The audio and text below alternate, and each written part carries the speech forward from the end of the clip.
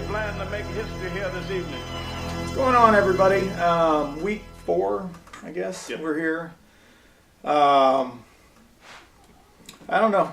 And the cat said, fuck it, I'm getting in on this. I think I'm running charge on He that. was. I was kind of scared to be I saw him in the corner of my eye going, oh crap. I was like, we're fucking going to get fucking ripped by a cat. On TV, on camera. On camera. Oh, God. I don't even know where to fucking start this week. We agree on everything but 3 this week, which is kind of amazing. We wanted to get this video out. One of the games we do agree on, we'll talk about here in a second. But we want to get this game out before Thursday. The Rams are hosting the 49ers here. Are you going? No, we sold the first 5 games since Dad can't go for a while. Oh, I know. There comes a point when you gamble that you can kind of hit rock bottom and just fucking lose it.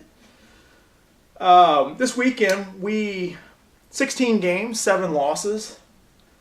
Unfortunately, there were 2 pushes in there, so that's where we were 500. I think the way everybody's going this year, things are just weird. I really think it's going to be trending toward the upward. I'm hoping with us agreeing on so many this week that this is the week it does change. But this week we were fine, and after the afternoon games, we actually had a prop bet. Now, for those that don't know what a prop bet is, a prop bet's where you can bet on anything. How many catches this guy's going to have? Well, we had a little prop bet parlay on who's going to score more than the other people. I think we had the Lions against the Rams. Obviously, we picked the Lions. Some other ones. Well, it came down to where we had the Carolina Panthers, who scored 38 that day. We had them. This was for sure lock. I mean, I got a little text here. I think I sent him a text. Let me just read this, how this little timeline goes. Oh, good Lord. Let me go. I know this is real good. I might going back. Probably should have had that pulled up. I probably should have had that pulled up a little bit. Dead air's not good for the show. I sent him a text. If the Bears don't score more than 38, the Panthers 38, we win a certain amount of money. Let's just put it this way, 11-1. And he sends me a text back. Nice. What's the bet? I take a little picture, proud of it, taking a little picture of my kids, sending it over to him. Look at this. We got a for sure thing. I mean, we're already sitting here. Then he sends the things out. Are the lines out on Sportsbook? Yes, for A&M in Texas. I heard it's at 3. Well, it's not at 3, but that would have been sweet if it was, because we were going to say, we're already spending that money. Let's put it this way. A little bit later, cool, you want to go to the Mizzou game this Saturday? I got tickets. And I said, sure, I got nothing going on. And then all of a sudden the game starts. Text to me from him, come on Steelers, WTF. Next up, I know, any other Pitt game is like 20-17 for the whole game. That was from me to him. Then I'm sitting there just festering, 23 points in the first quarter. I'm like, all right, we're not done yet. What's bullshit about this game is Chicago's offense sucks dick. Now, you might want to start holding your ears because it gets uglier as we get going. Text to me, I know, the points are all due to Pitt's turnovers. I was watching the game, so I knew that. From me to him, fuck the motherfucking Steelers. That's almost $1,000 they cost us, those fucking cocksuckers. Now, the $1,000 goes back to a progressive parlay we had last year, where it was Pittsburgh again in a late game. One team, I think we had 8 teams in a progressive parlay, 7 out of 8. All we had to do was have the Steelers cover. Guess what? They didn't cover. It cost us $750 fucking there. I know. All they had to do was turn it over. Chicago would have sat on the ball. If they wouldn't have turned it over. And then, obviously, Chicago scores more than that. I'm done with the Steelers. Even though I'm taking them this week.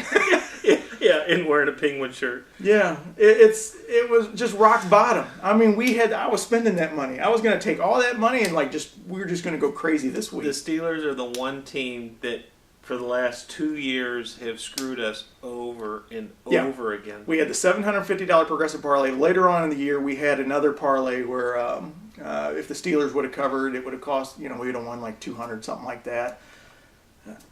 It's just ridiculous. I mean, gambling is a bitch. And I mean, when you get to a certain point, it's just frustrating. Look, I haven't shaved. Neither have I. I'm drinking but it's just this is fun money. So, Well, it's real money, but it's real fun money. And it's up money. We're still up from last year. I mean. Yeah, so, I mean, yeah. So it's not like, we're not going to be able to pay bills. This is just That's when my lights go off. We got cars parked on the side of the... Yeah. Night's drink of choice, strawberry, or Strawberryta by Bud Light. I'll be honest with you, I've had a few of these already. Or not already. I mean, I've drank what was all here. But, I don't know. It's going to scroll up on the ones we agree on. This won't take long. I'm really done with Pittsburgh as a city right now. Your football team is pathetic. Your fat-ass quarterback's a piece of shit. Don't drop the fucking ball. I mean, if you just work your way down there, stall out, San Francisco's on the ball, we win. Yeah. Your baseball team's having a good season, though. But we're glad they lost today. Fuck your baseball team. Because now we can hopefully win You got the playing game. Congratulations. And you're probably going to lose that to Cincinnati. Watch them win it all now. The only good thing about Pittsburgh's baseball team is Andrew McCutcheon. And we're all just waiting to see when he goes to the Yankees. There's one other good thing about the Steelers and the Pirates. They're black and gold, which matches Mizzou, so I have to give them that. Oh, you as a Mizzou, now that I'm going to... And Ziggy Hood plays for the Steelers, so... And you're... You gonna wear black and gold, or you gonna go in Arkansas State color Saturday just to... Go red? Are they red? Yeah. Sweet. They are. I'll go. Like I'll a be maroon. the anti-hero. Like a maroon red, yeah. All right. First game we're going to talk about is not a game that we actually agree on this game. That is really good. Strawberrytas are the bomb. They're 8% alcohol. Takes very few to get hammered with. Is our St. Louis Rams hosting the freaking 49ers. Both of them coming off horrible losses. 49ers actually coming off 2 horrible losses. Mm-hmm. I've been watching everybody's videos, and it just seems like a foregone conclusion that the Niners are just going to come in here, rebound, and beat the Rams. And granted, DeMarco Murray ran on us like we were nothing. I mean, like we weren't there. But you got to chalk up to one freak thing. I mean, DeMarco Murray has run for 400 yards in the last 2 games against the Rams offense. Yeah, like 420 something. It's just something. But DeMarco Murray really hasn't been running that well all season. I mean, it's just one of those freak things. I really believe that people have started to figure out the pistol offense that was ran by, mainly Washington. 49ers are the big examples of it. And I think that started with Jeff Fisher last year. The Rams were actually 1-0-1 with a beautiful tie. Was that here? The tie? Yeah. No, the tie was in San Francisco. Yeah, and so I really think the Rams can figure out the 49ers. 49ers, no Aldon Smith, no Patrick Willis, I don't think. Mm-hmm. No Vernon Davis, no Crabtree. Obviously, he's been out for a while. It's going to be a heavy dose of Frank Gore. And, to this point this year, they've not run a lot of the read option offense. So I think they're going to see a little bit more of that. Rely on Frank Gore. Maybe see Kaepernick actually have some set run plays because he hasn't done a lot of that yet this year. But in your last 2 games for San Francisco, you've lost a combined 56-10. I mean, I never would have thought we'd seen that this year. I can understand the Seattle game. I can't understand the Indianapolis game. It just makes no sense to me. But with that said, the Rams looked like crap last week. Horrible. I mean, it was, and I know you've never been a big Bradford fan. He was 28 of 49. I don't even remember what the yardage was. He had 5 drop passes. He was sacked 6 times. He was knocked down 20 times. He was actually hit 20 times trying to throw the ball. He had no protection, and yet he probably had the best game of anybody on that offense. Yeah, and I think, is Roger Saffold healthy yet? No, he's not playing this week. And as of right now, there were a couple plays last week where Jake Long got knocked on his ass. He got bull rushed, and the guy went right over him. That's bad news. But I really think they can fix something like that. Having no Aldon Smith obviously helps. I'm taking the Rams plus 3.5 right now. Look for that line to change. I wouldn't be surprised if that's 3 come game day, but if you can grab it now at 3.5, I like it. Yeah, I'm taking it too. Richardson didn't play last week, our starting running back. Hopefully he's playing this week. I see a different effort by both teams, hopefully. I'd like to see a good game here. I don't want to see crap 6-3 score or something. Well, 42.5 is the over-under. Nah. I expect to see a little more scoring. I don't know if we hit 42, but I think the Rams will cover. It's at home. If this was in San Francisco, I'd take San Francisco in a heartbeat. Yeah. But they've got some big injuries on the defense, and that kind of changes their whole outlook. Aldon Smith and Willis, that's 2 big names to lose on that front 7. So. And the receivers are having a hard time getting open, and Anquan Bolden is studly as he is, there's an Anquan Bolden jersey upstairs. So I mean, I think this guy's a stud. Is not a number one receiver. So I mean, not at this point in his career, no. Even though he'll probably have 260 yeah. Sunday. All right, Probably. what the hell we at? These are the ones we disagree on. First up, we got the Bills and Ravens. I'm going to go ahead and take the Ravens this week. They had a nice game last week against the Texans at home. This time they go on the road. C.J. Spiller has just been kind of a disappointment. I think E.J. Manuel last week kind of showed some cracks in the armor. Look for the Ravens, even though I think they are just beat up real bad offensively, and with the weapons they did lose. Still find a way to win this game, even though they're 3.5-point favorite. I say they win by a touchdown. Yeah, I'm taking Buffalo here. Is Spiller playing? I mean, did he have some problems last week? I was just watching it, and it was a fantasy show, so I didn't really say. I saw Fred Jackson did a lot last week. He's just been a disappointment, I think. I'm taking. Last week I talked about how I thought Baltimore would win that game and cover against Houston, and for some reason I'm kind of seeing a trap game here with Buffalo. I don't know why. They haven't played terrible. I mean, they had a real good game against Buffalo or New England that first week that probably they should have won if the coach had actually tried to control the ball instead of doing the hurry up offense when you're up. Last week against the Jets, they lost by 8, I think it was. I'm taking Buffalo here. I really don't know why, but I like Baltimore. Their offense still doesn't look that good. Even against Houston, they had a lot of special team plays to get them points in short fields. So I'm taking Buffalo at home to cover 3.5 here. Next game we have, and this is a really good game. Seattle is going on the road to Houston. Seattle's favored by 3 points. I've got to take Seattle here. I mean, the way they're playing right now, even though they gave up 17 points to Jacksonville, which is... Yeah, but it was freaking so out of... it's one of those things. I know. Well, I think at halftime they kind of just let off the throttle. Considering they gave up 7 to Carolina and 3 to San Francisco, I mean, that defense is just amazing. But, once again, you look at Houston, they put up a lot of stats, and they look really good on defense and offense, but when it comes down to it, they're either barely winning games or they're getting blown out 30-9 on the road. I don't know what to expect of this team. Whereas Seattle, it's a constant. They show up every week. Even though that first game against Carolina was 12-7, and that's a terrible win. Carolina just blew out the Giants 38-0. And you look at Carolina's defense front seven. I mean, it's pretty good young, defensive line and linebacker core. So. I like Seattle to go on the road and cover 3 here. Yeah, I really can't believe when I circled the Texans.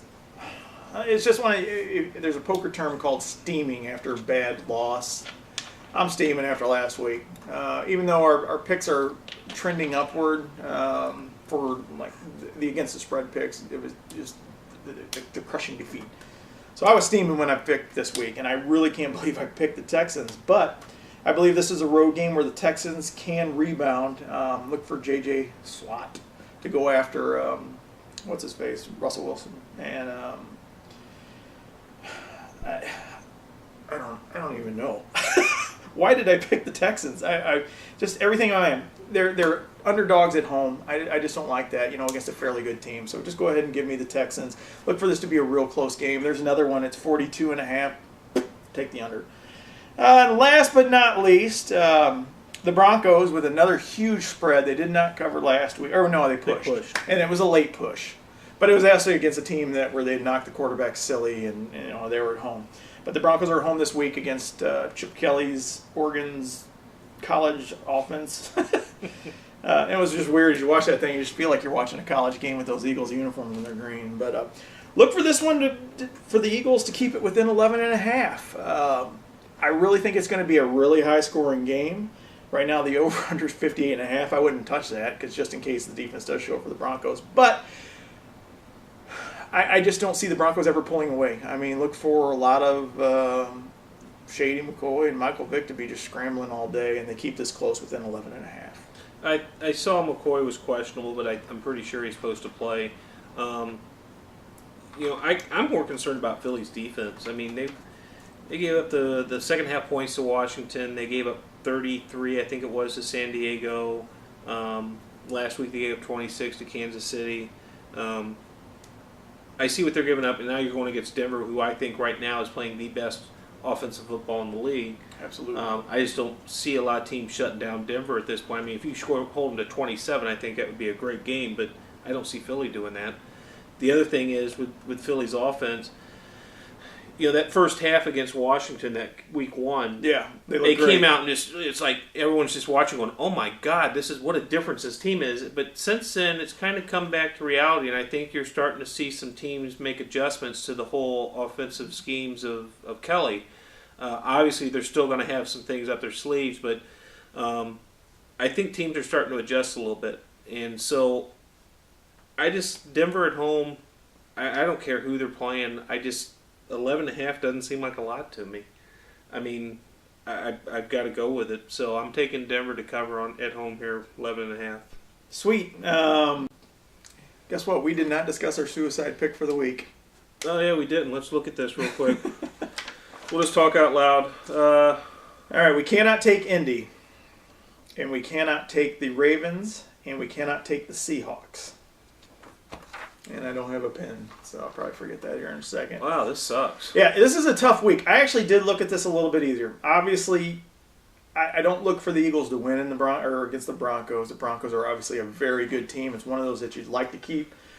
Tampa Bay is rolling out a rookie quarterback. If you're ever going to try and sneak like a Cardinals in there, risky as shit, because we saw last week with Cleveland, they can come up and bite you, which just brings me to the Cleveland game. You have the Bengals and the Browns, even though that's a road game. I don't like it. I That's don't a like that rivalry. either. I'd say you got to go Denver or New Orleans. I know that. I'm beginning to be a Dolphins believer. That one scares me. So do we mail it in this week and go Denver? Yeah. Yeah, we got to get to next would. week. Suicide pick of the week. Broncos. Say it again. Broncos. The Broncos. Broncos. See, we just got that fancy new graphic and we had to work that in. That's why I made you say that again. What's it do? I just showed you fucking on the computer. Oh, okay, that thing. So since we got a fancy new graphic, the Eagles will probably win. Boom. That's all we got this week. I might shave. I might not. I grew a beard last week at the beginning of Blues, or last year at the beginning of Blues season. I had like a real fucking duck down. Yeah, he did. Yeah, he did. Then it got hot and I had to shave it. So who knows? I might just keep going. But this one, probably, sorry for the rambling at the beginning. It's just frustrating as shit. I was actually going to just piss off everybody in Pittsburgh, but I just can't bring myself to it. People are probably nice. But your fucking fat-ass quarterback and that fucking piece of shit fucking Steelers team can fucking suck my... I think they put fries in the thing. That sounds good. So is Burger King. Alright, that's all we got. See you guys next week. Take care.